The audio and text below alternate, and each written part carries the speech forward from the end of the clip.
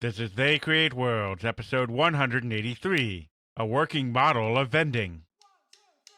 If anybody wants to find me,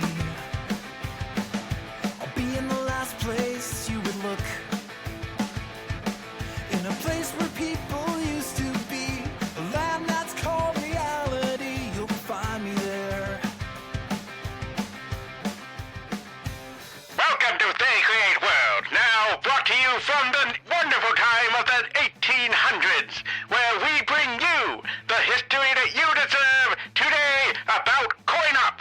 To bring us all of our wonderful coin-op, we bring you the wonderful man, the historian himself, Alex. Hello, great to be here. Okay, we're not going to do that the entire episode. Oh God, I hope not. But it amused me enough.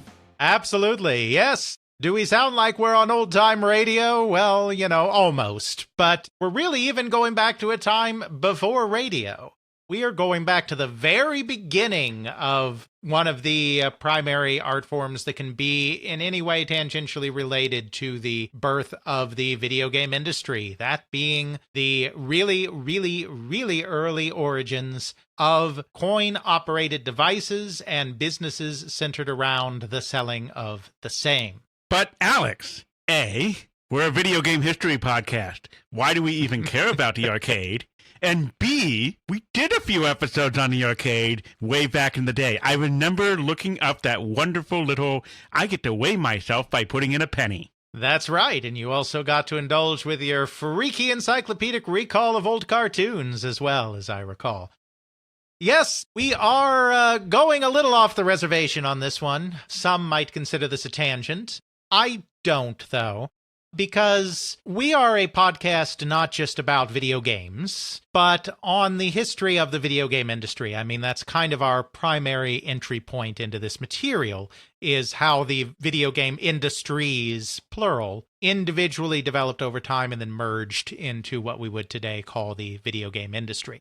That's why his book says the history of the people and companies that shaped the video game industries. Volume 1. That's right. That was indeed almost the subtitle.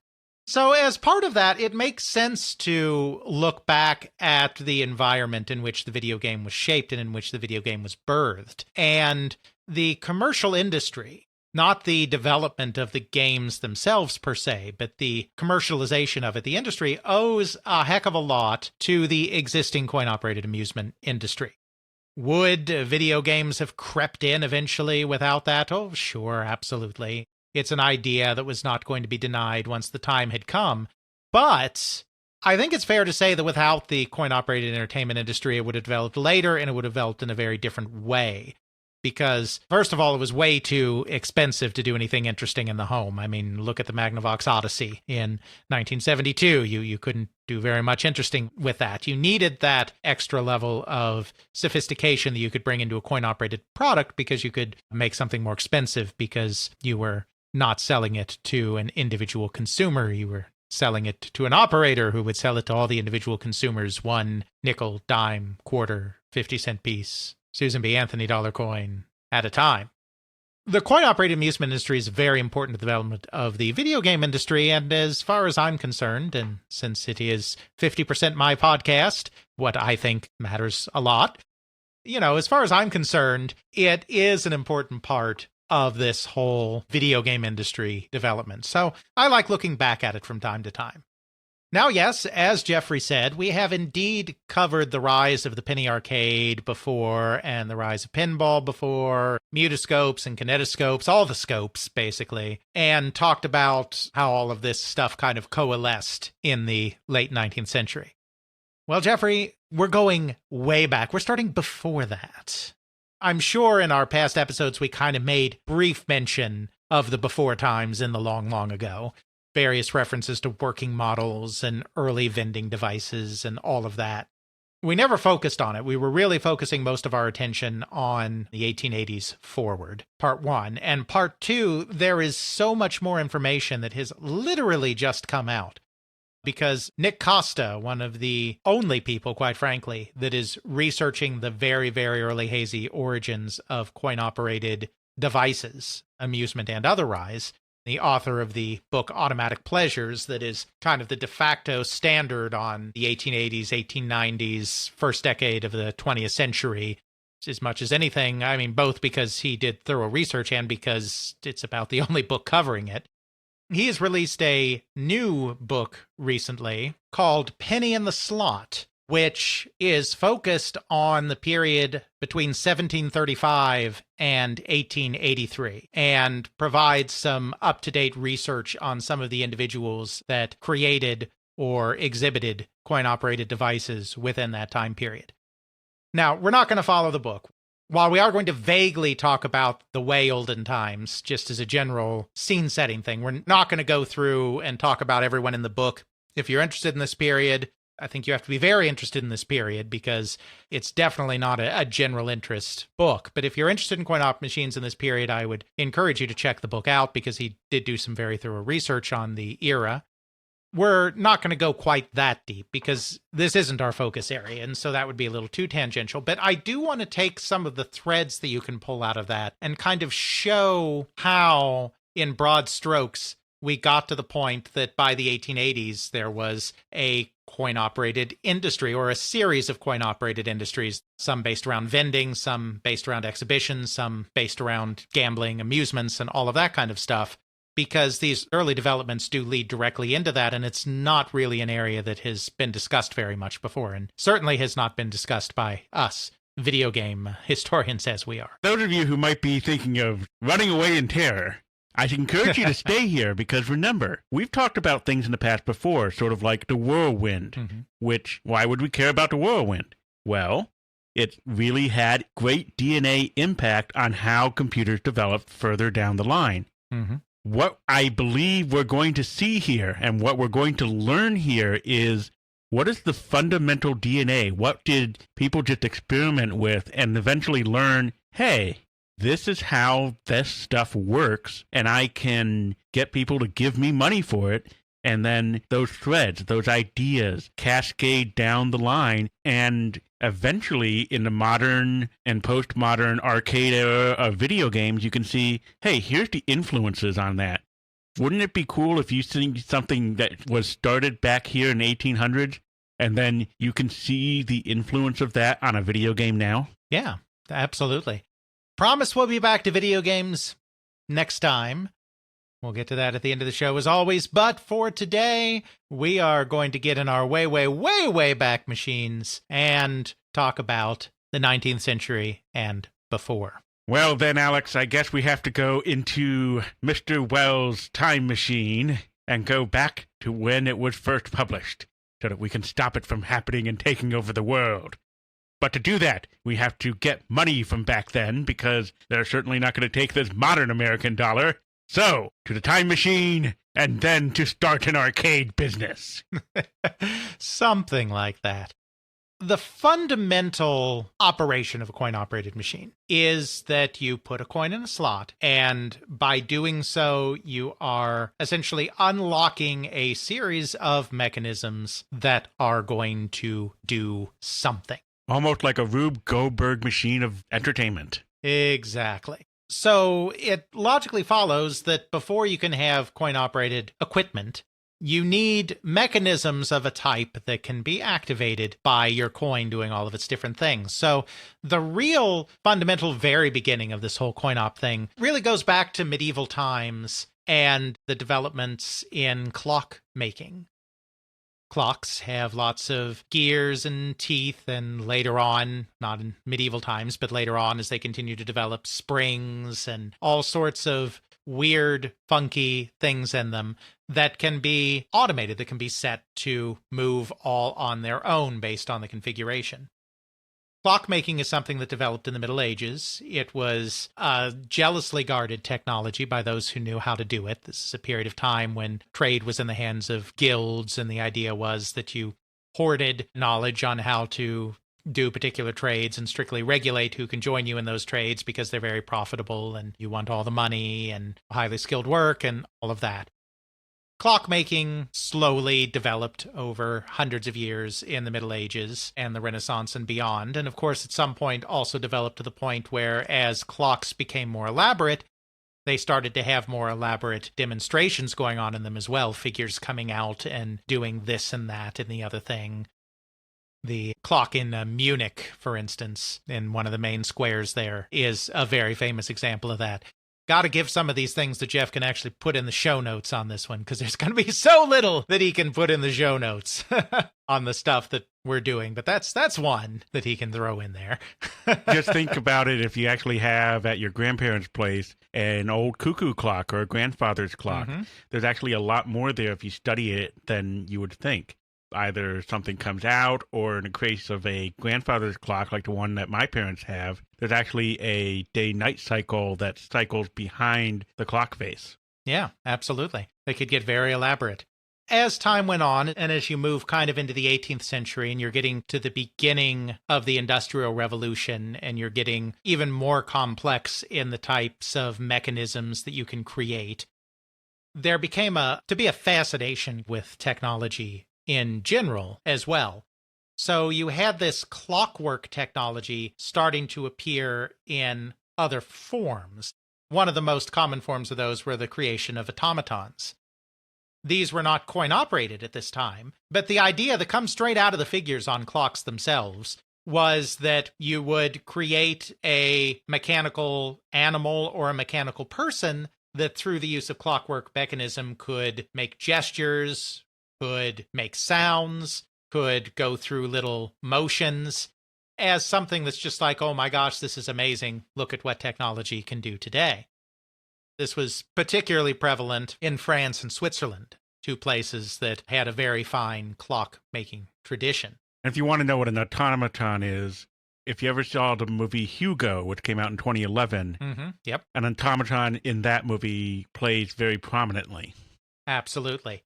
So that's where kind of the technology's coming from to do this kind of coin-operated thing.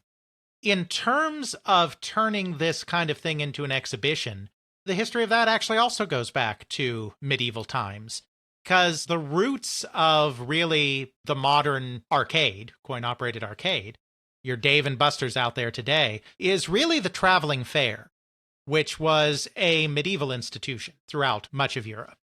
A traveling fair is just what you might think on the face of it. We have to remember that society at that time in Europe was very rural. There were a lot of people living in the countryside, very spread out from each other. They didn't have a lot of things around them to kind of amuse themselves. Not that life was often very amusing back then anyway, struggle for survival and all of that. So there would be fairs that would travel from town to town with performers and attractions, very much like a carnival or a circus that you might think of in even more modern times in 19th and 20th century America, which would bring wonders and amusements and whatnot that people could otherwise not experience, but they had to travel because populations spread out, populations not very wealthy, so of course they can't just plop down in one place. They have to travel around themselves to make money. The traveling fair has a big history in Europe and in Britain, where kind of this transition is going to take place.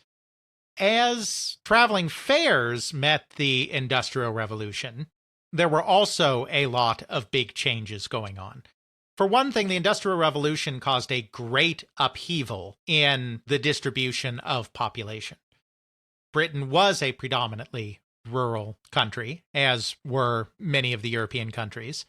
You know, what industry there was called cottage industry. We still use that term today, but it was called that because it was literally individuals doing piecework in their own individual cottages. You didn't have factories and the like. So one person would spin the cloth, all the steps of the cloth trade. I don't know them off the top of my head, but there are many steps. And instead of doing that in one factory in an assembly line, one person would do their piece of the work in their home, and then it would be taken to another person's home to do the next phase, et cetera, et cetera. Even industry was very rural. Well, the Industrial Revolution and the creation of factories caused populations to be concentrated and eventually caused populations to be concentrated in cities. This caused a real crisis for the traveling fair because their entire business was traveling around from town to town getting customs, and now all those little rural villages that they went to didn't have the people anymore to go to the fair and support the venues. a lot of fairs started relocating to the cities and at times even becoming permanent fixtures in the cities. There would still be some fairs traveling around, but there was more and more of an anchoring fairs in towns instead. The Industrial Revolution, it was very magical. Some of the stuff that you could do with modern mechanical technology, as Arthur C. Clarke famously said, and I paraphrase, to a sufficiently primitive society, any advanced technology appears as magic. So this new technology was very magical. The possibilities of the world were just opening up. I mean, there was also, in addition to an emphasis on technology, there was an emphasis on illusion and magic and the occult and all of this stuff, because it was like a whole new world was opening up in every way possible. So the fairs, of course, embraced this as well, and they started having mechanical contraptions. They started having things like rides. We're starting to approach what's going to become kind of the more modern amusement park in all of this. So they would have these big main attractions that took a lot of work to set up, and only a limited number of people could engage with at a time. So you got the development of the so-called side stalls, which were like in a fair and a carnival still today. I mean, this is still something where these things exist that you still have, which is the idea that we have our big main attractions. While you're waiting for those to be available, go over here to all the little booths where we have the little carnival games, we have the sideshow attractions, the freaks and geeks, and all of this other stuff that you can pass your time with when you can't do the main event because it's busy or not set up yet, etc. So this is the kind of place where you would start seeing things like automatons be on display, things that were kind of weird and unusual and interesting, but weren't like main attractions that you were just coming to do this one thing specifically. So you start to get this kind of merging of carnival games and carnival attractions, many types of games that are later turned into coin-operated games, like drop case games and whatnot, are on these side stalls, and this kind of thing is going on. Another thing that is kind of going on here with the Industrial Revolution is this idea that, like I said, we're in a world of new wonders and that technology is improving and it's improving lives. There's also this kind of Victorian ideal of moralizing and making people be upstanding citizens. So these fairs that are starting to become permanent in towns are really frowned upon by high society because it's all part of the moral erosion of the people, that they're gambling and engaging in games of chance and interacting with these obscene sights and sounds. And, it's all very low class. The upper class are allowed to be behind closed doors as debauched as they want, even though in public they have to be very prude. But heaven forbid that the lower classes ever have any fun at all. These fairs in the cities kind of started to get a lot of heat, and it was becoming harder and harder for them to stay open in the face of this opposition. They ended up moving to the coast because as rail was coming in, you now had a fast and relatively cheap means of transport for a populace that lower class people in the past couldn't move very far from home, and even middle class people, it could be a difficulty to take a long trip somewhere and have a vacation for a time. The advent of rail made it much easier to go to the coast and have holiday. There was kind of this idea that even in Victorian England, that when you're on holiday on the coast, it's not quite anything goes, but there's kind of this certain understanding that there's a relaxing of standards. So a lot of these show folk, what we would call in America carnies, ended up migrating to these coastal towns that were at the end of these rail lines where people were starting to go on holiday and started opening exhibitions in these locations instead. Boardwalk, arcades, and whatnot. Exactly. And there were still traveling fairs as well, and so the more traditional show folk and traveling fairs and the like, they called these people sand dancers because they were relocating to the beaches. It's really kind of in these locations that you start to see kind of the birth a few decades later of coin-operated amusements, but we're not quite there yet. I'm setting some of that stage, but now we have to rewind a little bit. While carnival-style fairs are falling out of favor in this time period, there's another kind of fair that is greatly growing in popularity. That is the exhibition. When I'm talking about an exhibition here, obviously that's a very general word, but I'm talking about a place where you go to see all of the latest technological advances and wonders, the way the world is changing, because this really felt like a time when the world was changing in an unprecedented manner. Think of like the world fairs in the 1900s. That's exactly what these are, because we're talking about the beginning of what became the world fairs. They just weren't called that quite yet. This kind of tradition really goes back once again to France, and it goes back to the France of the Revolution.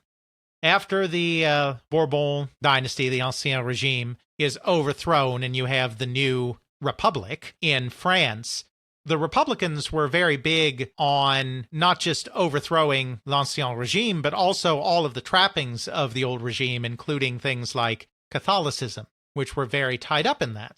The revolutionaries now in charge of the government were very keen to promote science and reason as kind of the new principles of the state and the new kind of, in a way, religion of people. This kind of comes out of the encyclopedists and the rationalists. I mean, there's a long history of this going on in France amongst the intellectual set, and now it's kind of bringing that into practice.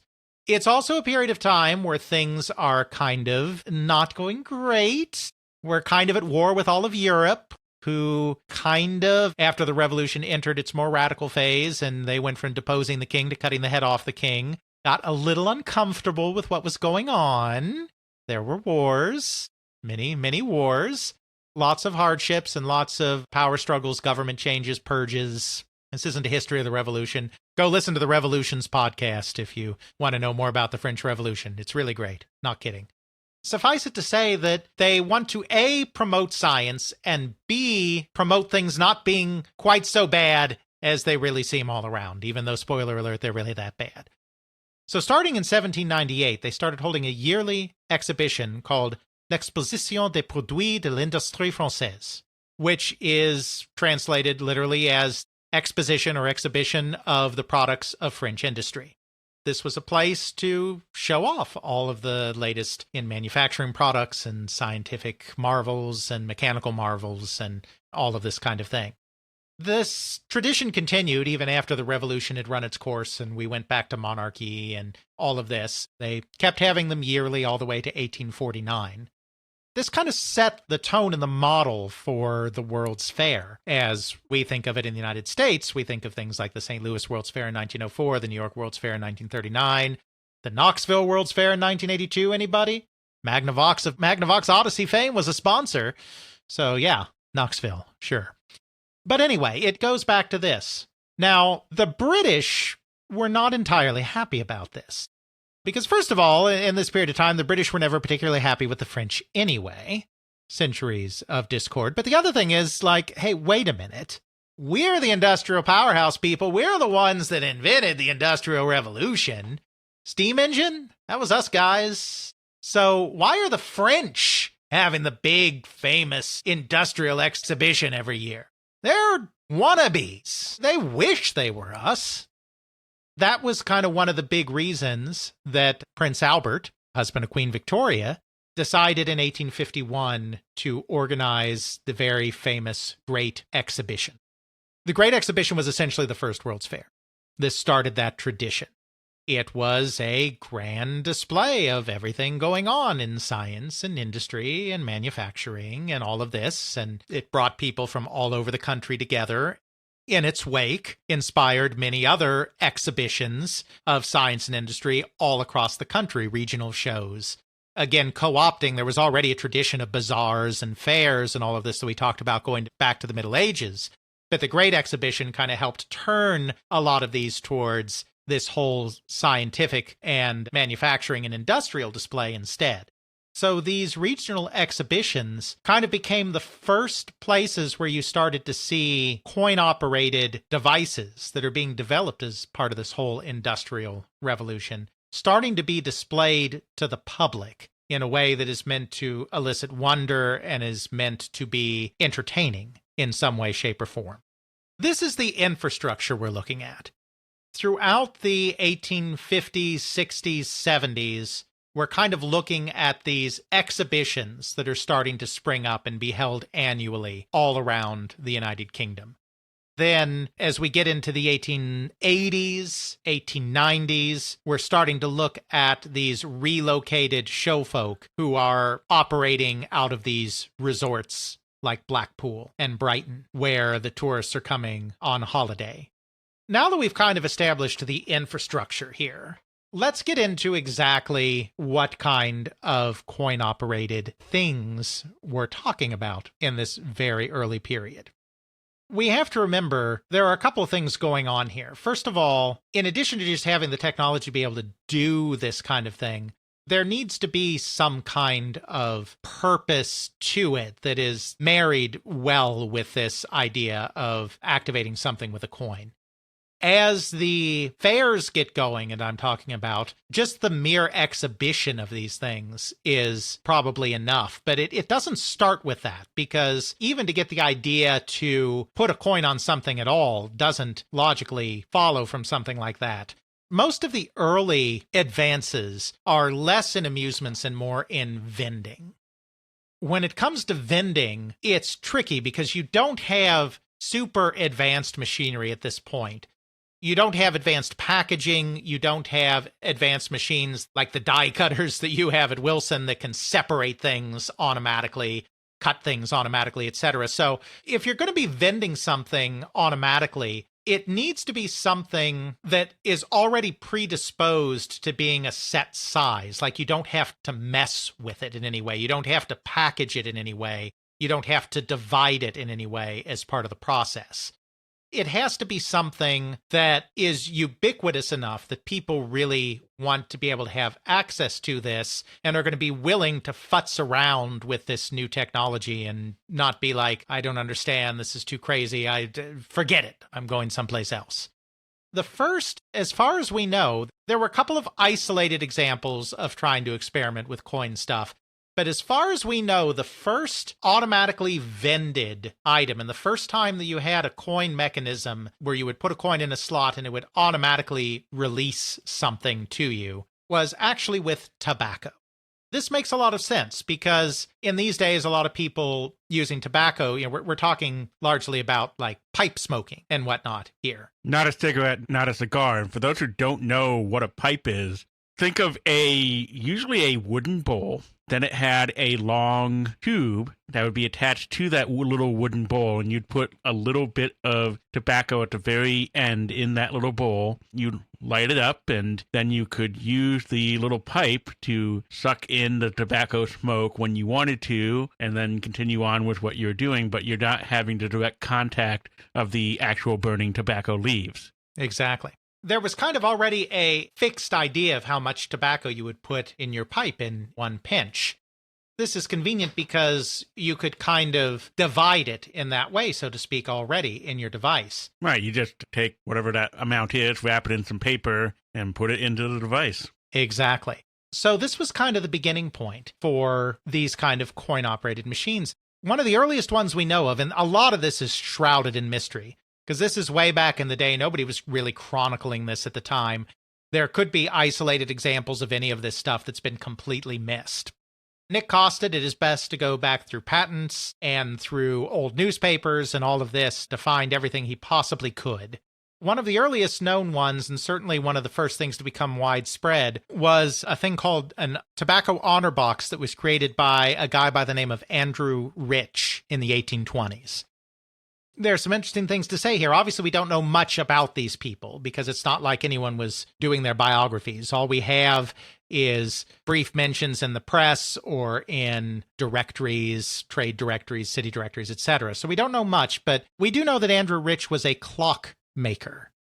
There it is. I think that's very important. It should come as no surprise that one of the first people, if not the first person to create a true coin-operated mechanism, was a clockmaker, because that's where the technology came from, going all the way back to the Middle Ages.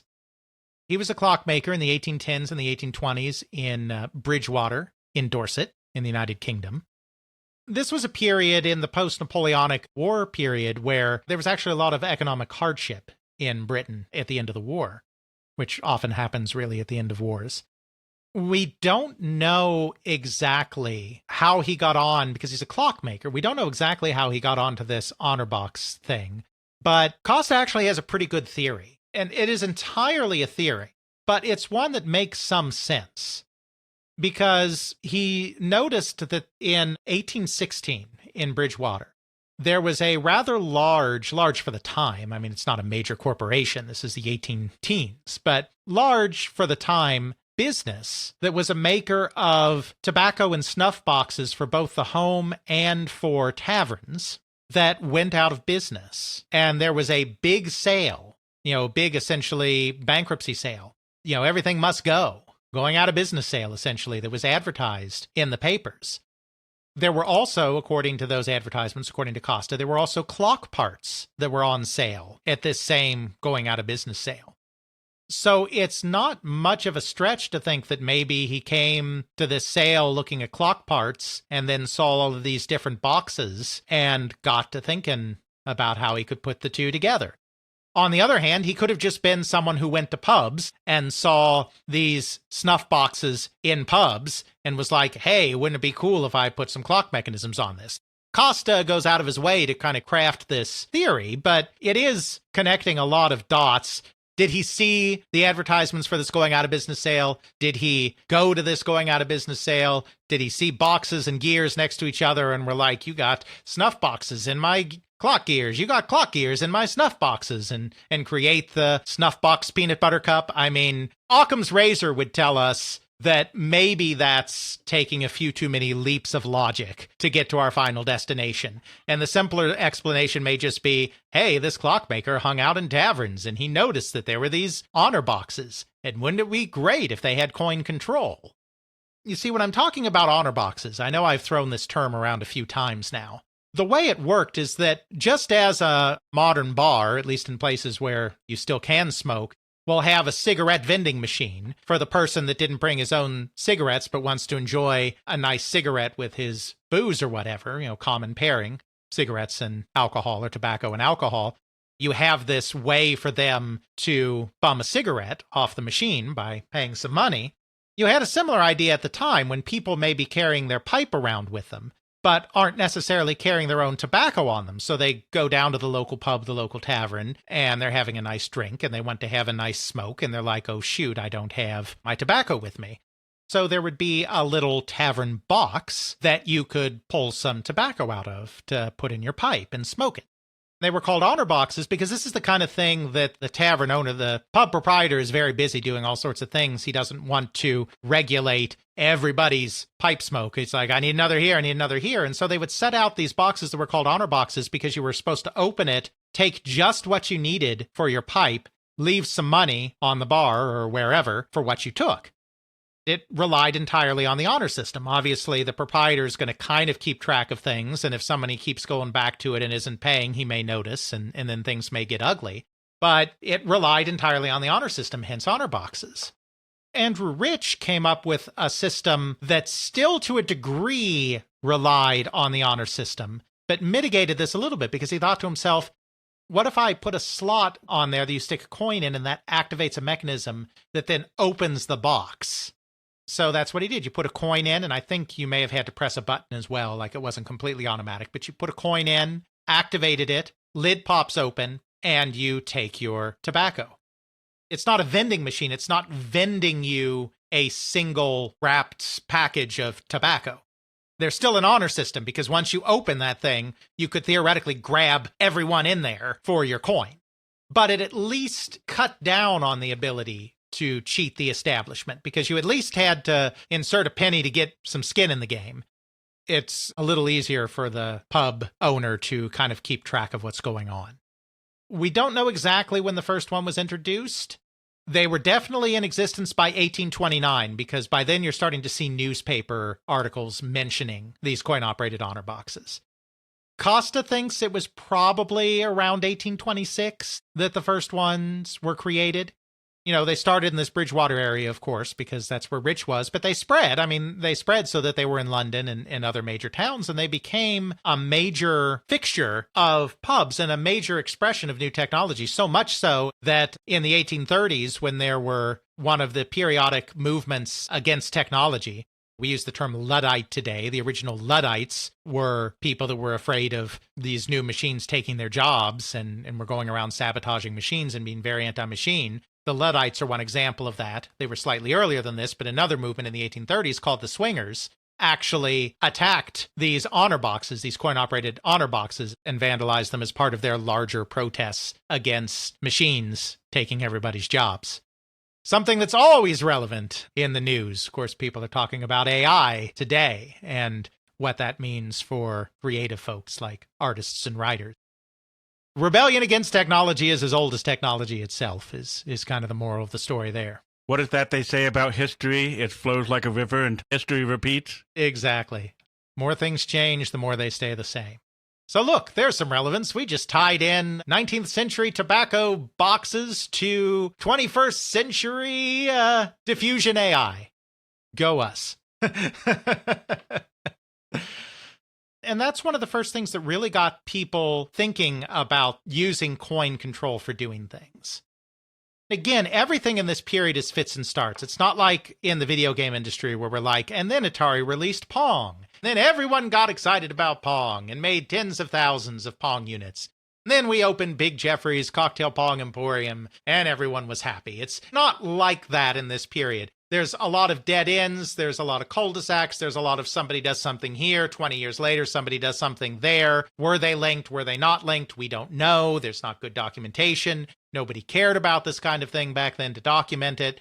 It would be disingenuous to say that there is a direct line from Andrew Rich circa 1826 and Pong circa 1972.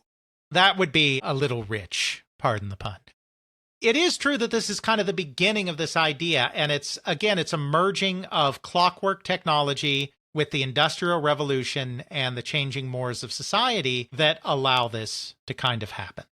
Vending doesn't really get much beyond that for a very long time, and it's for the reasons that I talked about before. You need to have something that is already a distinct unit because you don't have advanced packaging. It's not like you're packaging a bag of crisps. They didn't have bags of crisps back then. It's not like you can cut something off of a roll of something. There are only so many things that make sense to do this with. But this idea of coin control becomes more popular and becomes to take hold. And that brings us to the first of our exhibitionists, which sounds terrible now that I think about it. No. They're fully clothed, I assure you. We're not going back to the Coe days where we have to put a warning on the episode. It gets us to the first of our people that are doing coin-operated exhibitions. And for a long time, this was thought to be a Leeds mechanic by the name of John Dennison. We probably mentioned John Dennison in our previous Penny Arcade episode. It was long ago. I don't know. I don't listen to these things. I just record them.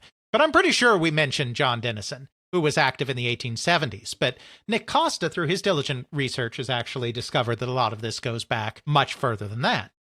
So now the earliest person that we know of that was exhibiting a coin-operated apparatus that was meant to provide a moment's amusement, as opposed to vending something like these honor boxes, was a blacksmith by the name of John Perry.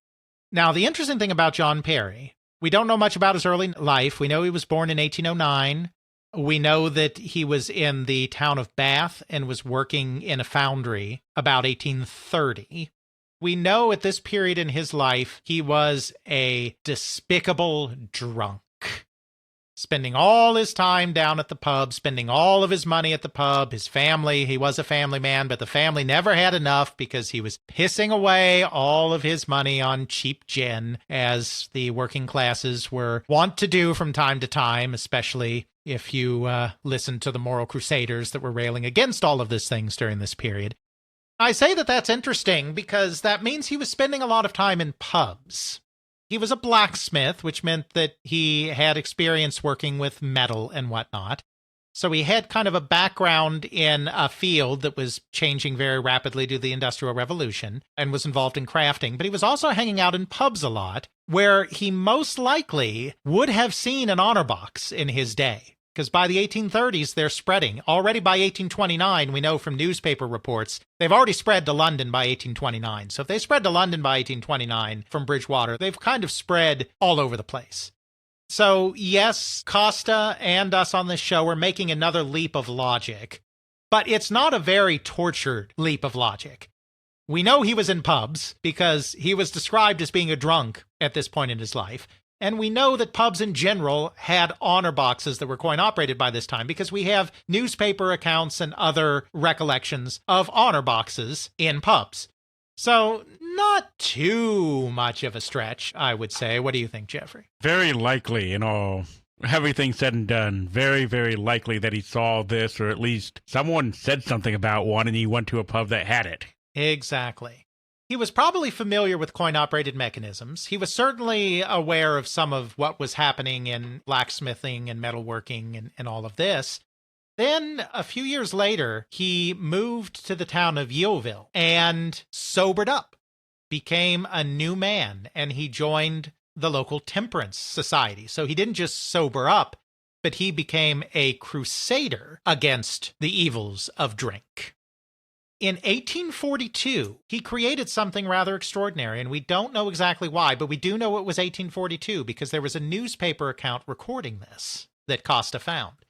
He created a model of the local church in which if you inserted a coin into the base that this model was mounted on, the bells would ring out in one of several patterns. I'm sure many of you even today have heard sometimes when churches have fun with their bells and they'll ring various little musical patterns on their various bells. And his model did that, mirrored the church in the town on a smaller scale. Then he presented it in December 1842. And again, we know this from the newspaper, so we actually have a date on this. He presented this in December 1842 to the curate of the church as a gift. Costa makes another speculation here, but again, it's a fairly reasonable speculation. The church in Yeovil was in a very, very bad state of repair. And about a decade later, in 1851, they began a major renovation of the church that lasted until 1860 because it was in such bad shape. So Costa speculates, like, giving them the model of the church, that could just be like piety. That could just be like, your church is such an amazing part of our community. I present to you this gift. But it's coin operated. It's designed to take in money. So Costa's speculation is that perhaps he gifted this working model, which is what came to be the name for these exhibitionary pieces. Maybe he gifted this working model to the church to use as part of a fundraising scheme to raise funds for the restoration of the church. We don't know that. That's speculation. But why make it coin operated? Why give it a financial component if there weren't some other motive? And the motive was not personal profit because he gifted it to the church. He did not retain proceeds from it. Well, I don't know about you, Alex, but if I'm going to be tithing to a church, I'd like to get some kind of entertainment out of the loss of my money. So instead of it just going into a basket, it's going into a thing that's going to give me at least a little pretty ditty. Yeah, exactly. So, I mean, again, we're making a leap here, and we have to make leaps in this period because the sources just don't exist. But I don't think Costa's probably way off base here. We know the church was in poor repair. We know that a while later it underwent a renovation, and we know that this thing was gifted to the church. So it kind of makes sense. This isn't the only one of these things that he makes. It's not like this is a one-off. He's realized, perhaps because he saw displays of automatons, which are a thing, non-coin operated automatons are being displayed in this time period. Perhaps he saw a display of an automaton. Perhaps this first device that he gifted the church did really well, or who knows what inspired him to take this further, but he doesn't stop there. In 1848, he opens a new smithy that he calls the Model Ironworks. He also, at roughly the same time, opens a new coffee house, which he calls Perry's Coffee House. His last name's Perry. He starts making these working models, so-called because they're a scale model of something, and when you put a coin in them, some action happens, so they work, working models. He starts making these working models at the Model Ironworks, and he starts displaying them in Perry's Coffee House. So here we are in 1848. We have our earliest known dedicated exhibition space for coin-operated amusements. It's not an arcade. It's not even necessarily a progenitor of an arcade because it is a coffee shop that happens to also have machines. But right here, he's already linked the idea of a public gathering place with coin-operated amusements as early as 1848. Well, I gotta wait for the barista to take my order, make my coffee, go to the espresso machine. Back then, they probably had a very primitive espresso machine, so it's gonna take a little extra longer to do that, especially roasting those beans. So, I might as well entertain myself for a few minutes while I wait for my coffee. Right, exactly. So it's incredible to me that it was happening this early. You know, previously we thought 1870s is probably when people started making these working models. The one that was considered the very first working model back in the day was a chimney sweep created by a guy named Henry Davidson, in 1871. We thought that in the 1870s is when they were starting to exhibit these things, and that it wasn't until like the 1880s when you had places like Blackpool really building up that you started to have permanent displays that could be considered the forerunners of arcades for the first time. We thought it was kind of all in that area, but thanks to Costa's work, we realized it was all the way back in the 1840s. Then John Perry's story actually gets more interesting. Really an interesting figure. I mean, I find it interesting. I'm biased, but this is why I wanted to go back and do this stuff, because it's just, I find it kind of cool. Hey, I'm entertained, and we're doing this right around the same time that spiritualism started, so, I mean, if we really want to do an interview with some of these characters, you and I need to break out the spirit board and just start having a conversation with them. That's right. It's seance time, baby. This is successful enough that he eventually, sometime in the 1850s, moves into a larger premises called J. Perry's Temperance Commercial Hotel and Boarding House. He's got an eatery or a coffee house or whatever on the ground floor, and then it's a hotel and boarding house as well. Like I said, remember, he's very big in the temperance movement. So as another eye-catcher to grab business for his establishment, which is in some ways at a little bit of a disadvantage because he is a teetotaler. He opened a coffee shop and then he opened this temperance house. He's not opening pubs because he's against the alcohol. He creates the first that we know of drink vending machine.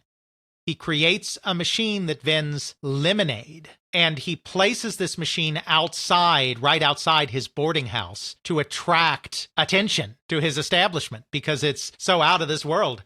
Have you heard about this new drink place? It's like, oh yeah, the gin good there? It's like, they don't know. No, they don't have alcohol. Okay. Well, good night. No, but wait, they've got this machine out front and you put a coin in and it gives you lemonade. What? That sour sugar drink? What kind of madman would do that? Lemonade? Please? Bonus points if you get that reference.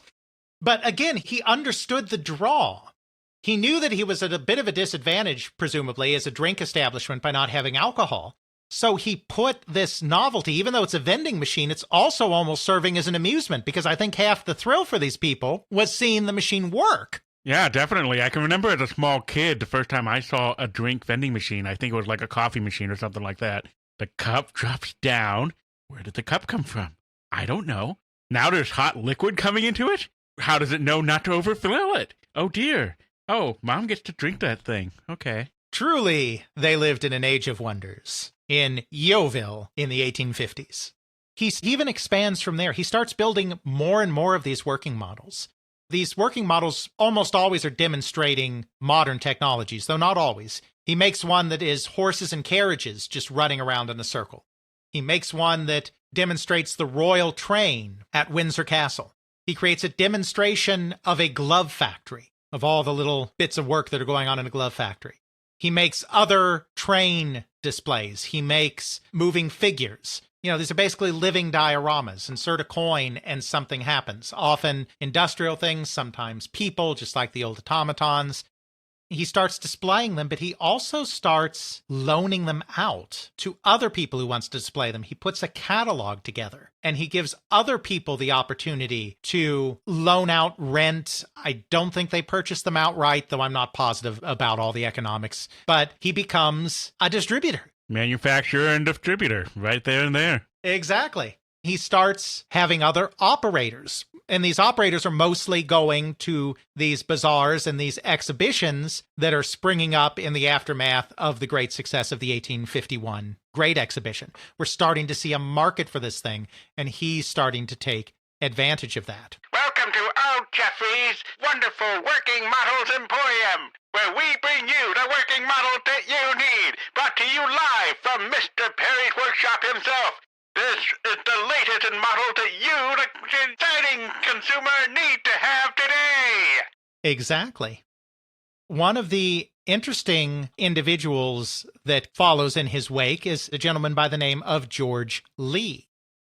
George Lee was a confectioner. He had a series, he owned about 3 at his height, candy stores, confectionery stores. He was born near Bridgewater.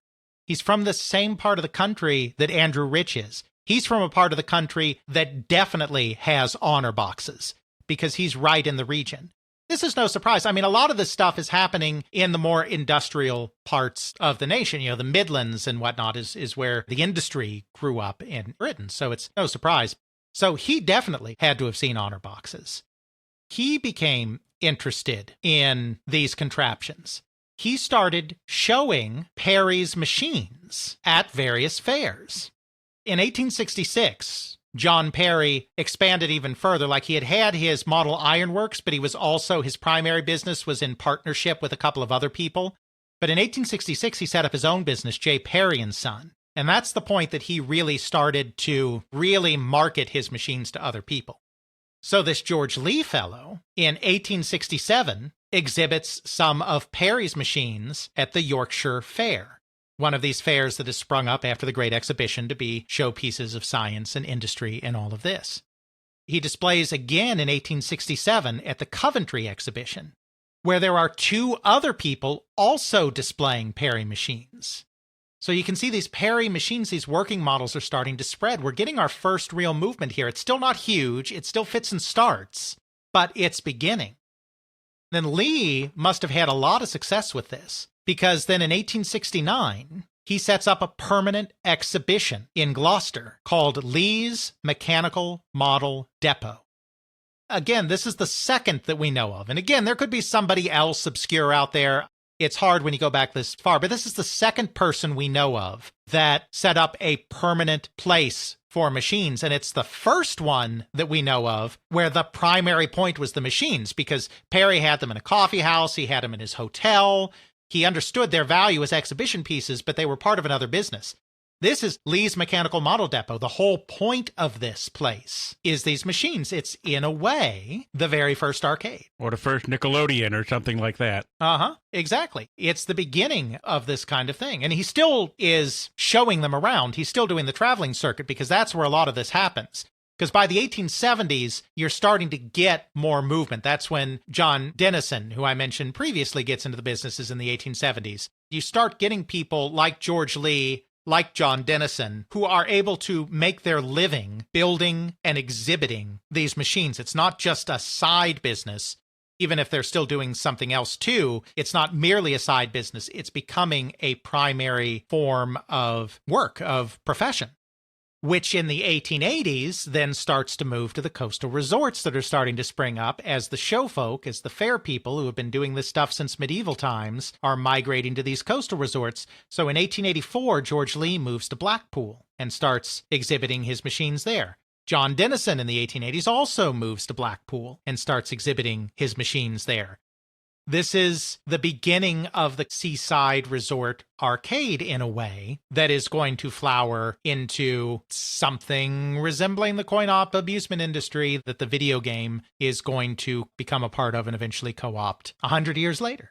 But it's all starting in this period and all from the confluence of these societal pressures that are coming about because of the Industrial Revolution, because of Victorian values, because of changing patterns of living that's all going on in this 19th century.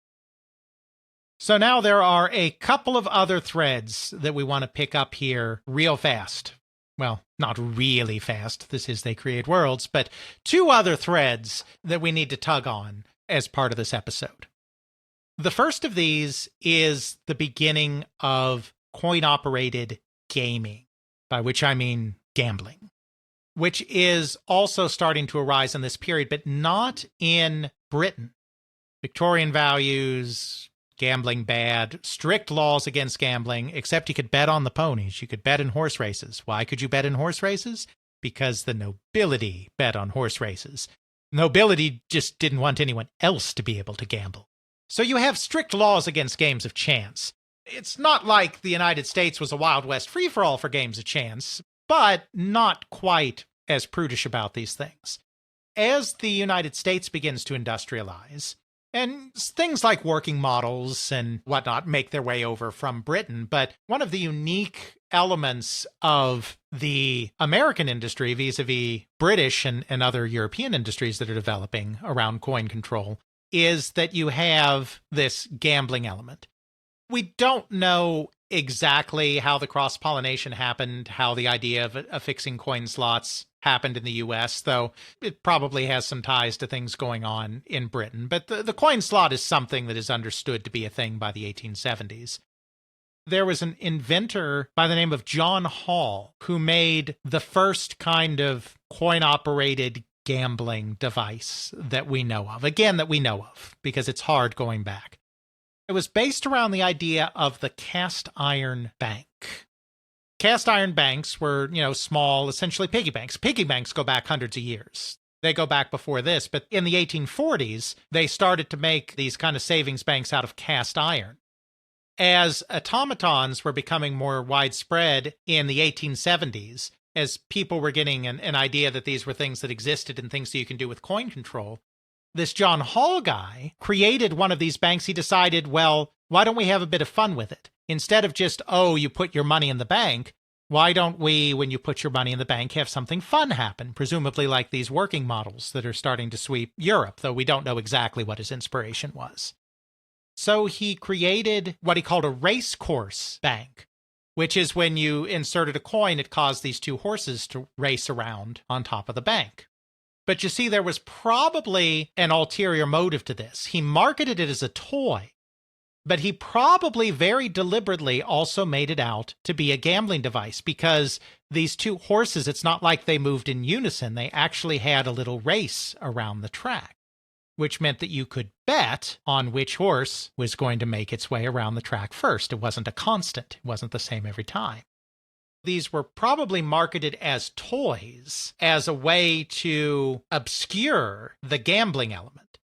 But what they were actually doing was, him and others like him, because there were a few other of these small horse racing banks that came out right after his, they were probably going around to the local bars and saloons and taverns and saying, hey, I've got this thing that fits on your counter that can generate a little extra custom because people insert coins and then they bet on the results. Bet on which horse is going to win, and you can make some real money on this. Probably more than two horses, come to think of it, because that wouldn't be very good odds for the house. But however many horses it was a horse race. This is the first of the product category that was called a trade stimulator, which was a small countertop device that sometimes was completely random chance, sometimes maybe had a little bit of skill, a little bit of way for the player to influence. But these machines that could fit on a countertop in a bar or a shop, a patron could put his spare change in there and bet on a result for the chance to win some money. And of course, the house wins more often than the patron does, so the house makes some extra money as these people spend their spare change. This was probably the very first one of these. There were a few other horse racing styles that came out that were developed in the 1870s. Then in 1877, another inventor in New York by the name of Edward McLaughlin created a toy, as he called it. They were marketed as toys, called the guessing bank, because another popular form of gambling at that time was essentially Wheel of Fortune. It was spin a wheel and see what number it lands on, and you bet on that number. I mean, kind of like roulette, but it's not a roulette wheel. It's, a more primitive wheel than that. The guessing bank, automatically, you put a coin in the slot and it would automatically spin the wheel at that point and then land on a random number. So again, a very popular form of gambling at the time, but marketed as a toy, as a way of trying to evade the authorities. And this was the beginning of the slot machine. Really, right here, because they got more sophisticated and you went from guess the number to color dials and color wheels to card machines to slot machine reels. I mean, there's an evolution here that we're not going to cover in this episode because it gets into a different area. But this is something that was starting in the 1870s in America, where the authorities were slightly more permissive towards gambling than they were in the United Kingdom. I'm looking up a few of these cast iron banks, and it's actually really fascinating that any of these still work, let alone the amount of detail that they have in these. Mm-hmm. I will throw a few of these into the show notes. You got all sorts of things. You got like a little Indian fighting a horse for whatever reason. You got the race around the track, like what you were just saying, was just putting in a penny. You got all sorts of little weird gizmos, a trick pony that does a thing. Mm-hmm. I think it's just a phenomenon that took off around that time, that just people were like, hey, let's just see what little crazy thingy we can do here. Absolutely. There's kind of the beginning of your slot machine and your gaming element of coin op. The final thing that we want to look at here is we want to return to the vending machine because, as we talked about in our Penny Arcade episode, the mainstream commercial industry, where they started to become ubiquitous, really started with vending machines. Yes, you had some working model displays here and there. You had working models at fairs. You had these couple of permanent exhibitions. But it really kind of started in vending machines. We talked about a few early attempts at this already, like Perry's lemonade machine. I want to talk real fast about another interesting vending thing that didn't quite come off, but it was the first, as far as we know, kind of completely automatic vending machine. It started with postage stamps, because in 1840 there was a standardization of postage. They standardized around penny postage. For the first time, you had a postage stamp that could essentially be mass-produced, which meant that it could be distributed in a single unit. And because of standardization of postage, there was a huge increase in letter writing. Everyone started writing letters in the 1840s. So by the Great Exhibition in 1851, there was great interest in postage stamps and great interest in letter writing. There was actually an individual there, a mechanical engineer, that displayed the first known postage stamp vendor. This individual was named Thomas Dyke Gill. It's interesting, you weren't allowed to take money at the show. One of the stipulations of the Great Exhibition is that the individual booths couldn't profit. It was really an exhibition. You weren't there to make money. So he couldn't actually sell stamps there. He could only have people examine the device. There's no indication that he actually put it into production, but it was the very first of these postage stamp vending machines. It was probably viewed there by an individual by the name of Thomas Iveson. The reason we think that he saw it there is twofold. First of all, his employer at the time, because we know who he was working for at the time, also had a booth at the Great Exhibition, so he was likely at the show.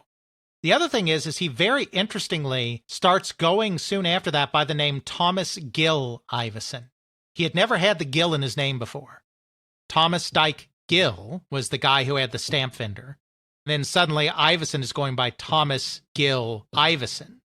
Thomas Dyke Gill, Thomas Gill Iveson. Is he perhaps trying to confuse people into thinking that he's the same person? Seems kind of odd to randomly add Gill to the middle of your name. Yeah, a little suspicious. He suddenly comes up with the idea of creating a postage stamp vendor. So he takes it to his brother-in-law, a draper. Drapers and curtains, not drapers and Don Draper. A draper named Simon Denham, who then submits a patent for a postage stamp vendor in 1857.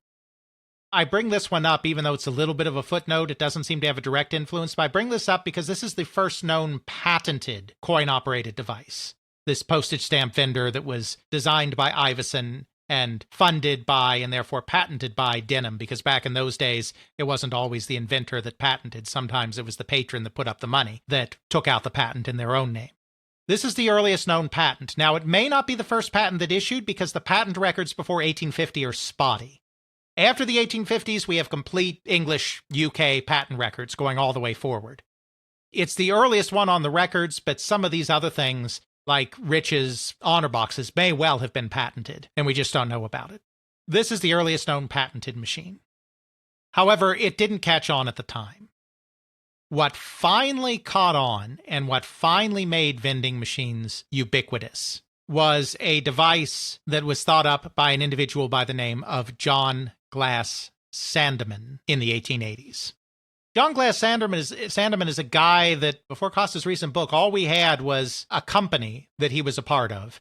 We knew that it was a J.G. Sandeman, but we didn't know anything else. Costa did the research and figured out it was this guy, and he's actually a somewhat interesting fellow.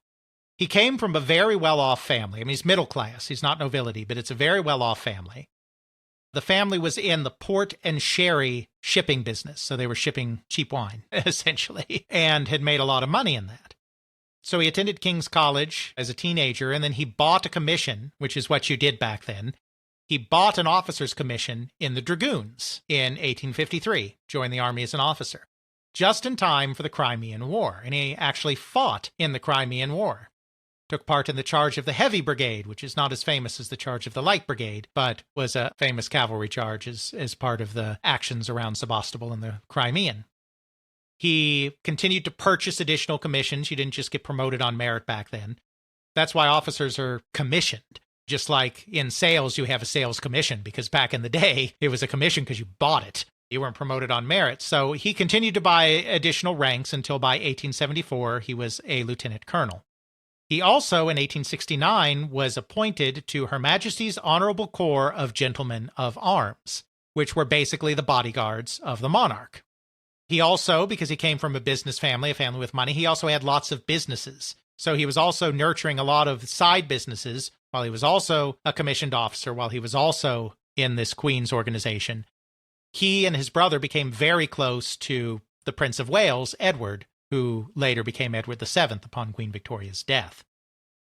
He's really involved in business. He's really involved in industry. He no doubt has some sense of what's going on in the times. Then his brother, Albert, who is also close to the Prince of Wales, ends up attending one of these exhibitions that we've talked about, where all the latest science and technology is on display. He attends an exhibition in 1877 in London called the Smithfield Show. It just so happens that at this show, there's a young gentleman by the name of Percival Everett, who is showcasing a new fancy hay and corn pitcher that he has developed. An automatic machine that after you've cut your corn and cut your hay, instead of having to go through and pick everything up by hand and pitch it onto a cart to take away for bundling, the machine does it for you and just runs over all the freshly cut hay and corn and automatically pitches it into your cart. It's no accident that he had developed an agricultural machine like that, because Percival Everett was actually the son of a farmer. He was born in 1856. His father was a decently well-off farmer that was leasing a nice bit of land in Ryburg. On a piece of this land, it turns out, we don't know much about Percival Everett's background, but he definitely seemed to have an aptitude with machines that he displayed at some early age.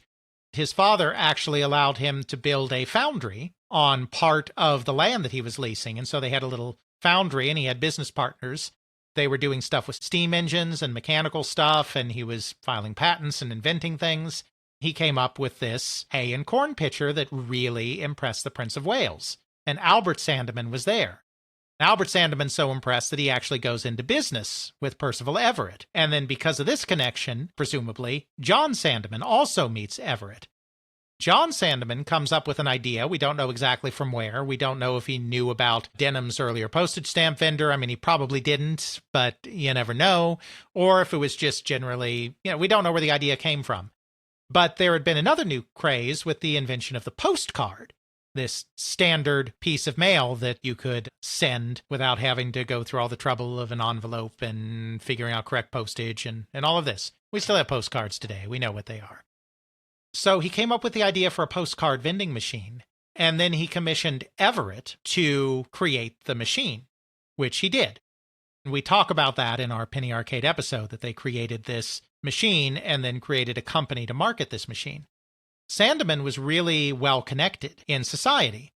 There was a new Postmaster General, Henry Fawcett, who had just been appointed to the post in 1880 and was really, really interested in modernizing the Postal Service. Think Moist von Lipwig.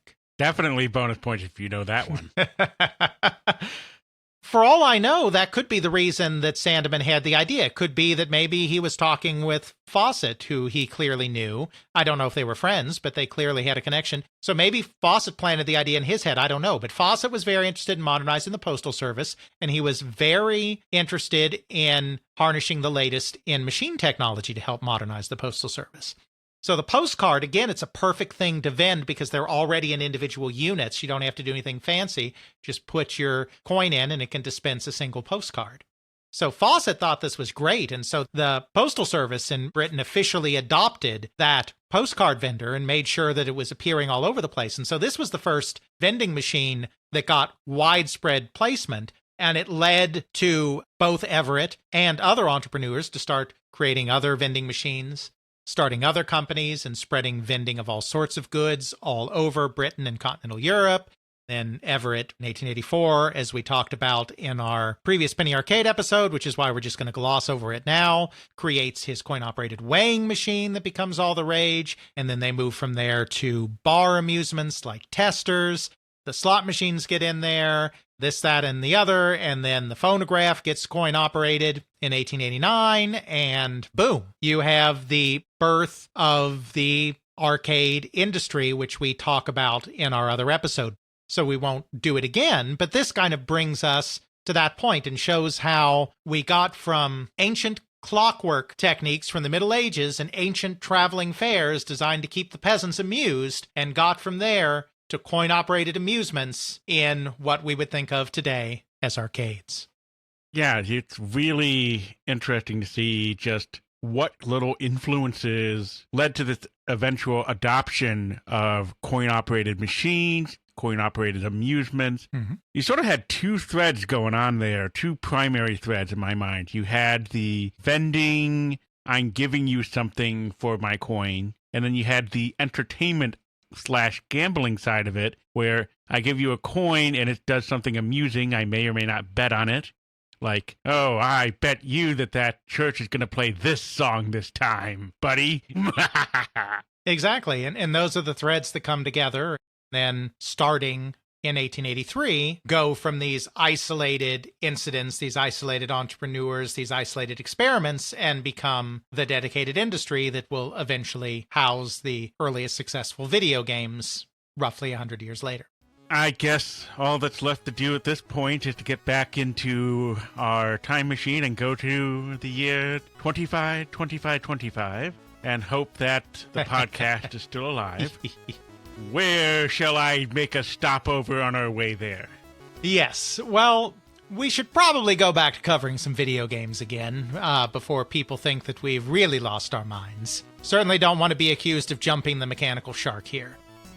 It just so happens that at the time of this recording, by the time that this episode even airs or goes out, it'll be all over, but at the time of recording, we are in the midst of what is being called the first truly exceptional adaptation of a video game property.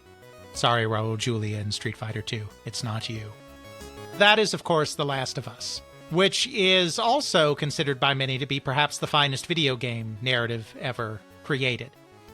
Of course, The Last of Us is a product of the company Naughty Dog, a company that, incidentally, we have not examined yet on this show. I don't know that we'll go all the way up to doing detailed work on The Last of Us. We try not to go too recent because we can get into trouble with contextualization, but Naughty Dog, of course, has a rich history going all the way back to the 1990s, and there's certainly a wealth of material on the early history and the growth of the company. So even if we don't take it all the way to The Last of Us, this seems like an appropriate time to cover them, and it's a nice developer we haven't done before, so let's do it.